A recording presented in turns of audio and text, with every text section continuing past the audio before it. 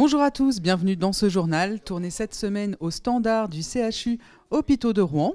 L'équipe du standard organise du 16 au 20 mars des journées portes ouvertes avec les services du pôle imagerie. L'objectif, échanger avec les équipes pour améliorer la qualité des transmissions téléphoniques. Une démarche amenée à se développer avec d'autres pôles d'activité, à savoir que le standard traite plus de 6000 appels par jour.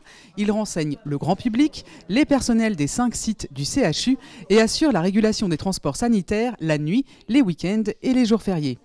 Si vous avez besoin de joindre un service ou un professionnel de santé, 2 numéros à retenir, le 02 32 88 89 90 si vous appelez le CHU de l'extérieur ou le 9 en interne. Le professeur Hélène Etchaninov, chef du service de cardiologie, a été promu chevalier de la Légion d'honneur selon un décret paru au journal officiel. Elle porte avec Alain Cribier et le service de cardiologie l'une des plus belles inventions médicales au monde, l'implantation de valves aortiques par voie non chirurgicale. Depuis la première pause en 2002, plus de 200 000 patients ont bénéficié de cette technique dans le monde. Nous faisons le point aujourd'hui sur son évolution. Alors depuis la première pause en 2002, il y a eu énormément d'évolutions dans le domaine des valves percutanées. Donc pour rappel, c'est vrai que la première mondiale a été faite ici, au CHU de Rouen, par Alain Cribier, moi-même et le docteur Tron. Et ça a été un vrai bouleversement dans le monde de la cardiologie.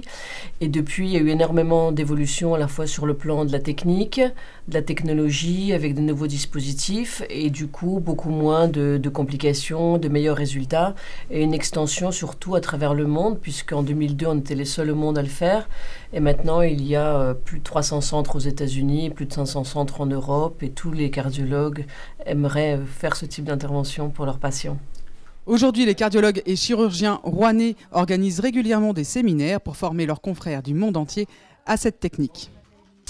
Enquête sur les déplacements des personnels du CHU jusqu'au 27 mars sur www.mobilitérouen.fr.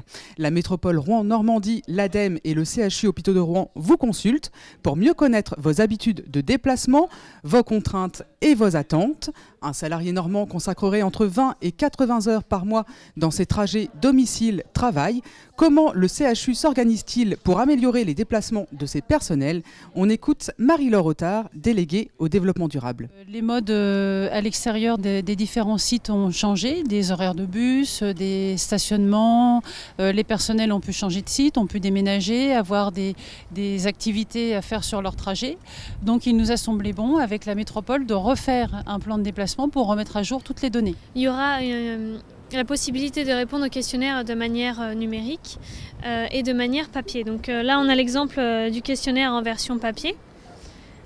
Qui permet d'appréhender un peu comment le personnel se déplace au niveau de l'ensemble des sites. Voilà, donc Isis prend des rendez-vous dans tous les services, ou la plupart des services, pour rencontrer les personnels notamment qui sont pas très habiles avec l'informatique ou qui n'ont pas tout simplement de poste informatique pour les aider. Sinon, des questionnaires sont à leur disposition. Et fin mars, donc clôture de cette grande enquête. À partir de là, il va falloir dépouiller tous les résultats comme un vote. Donc ça va être un gros travail de synthèse. Il y aura un document de synthèse et puis après un plan d'action qui va être proposé. Et quand il sera validé par la direction et par la métropole, à ce moment-là, il sera rendu public et présenté aux salariés. Donc fin de l'enquête, fin de cette période de PDE, juin, juste avant l'été. En théorie, la métropole souhaite mettre en place des modifications sur les lignes de transport en commun à partir de la rentrée.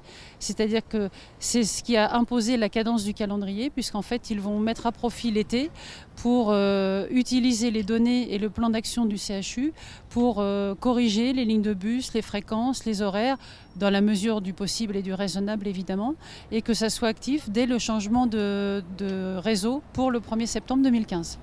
Nous reviendrons sur les résultats de cette enquête et sur les actions proposées dans un prochain journal. Le CHU participera au relais entreprise du triathlon de Rouen. Cette 22e édition se déroulera le dimanche 17 mai. Chaque équipe sera constituée d'un nageur, d'un cycliste et d'un coureur. Ces épreuves sont ouvertes à tout le personnel. Pour participer, téléchargez le bulletin d'inscription sur intranet. L'an dernier, 22 équipes avaient participé et le CHU s'était démarqué avec 4 équipes dans les 10 premières places du classement. C'est la fin de cette édition. Merci de l'avoir suivi et très bonne semaine à tous.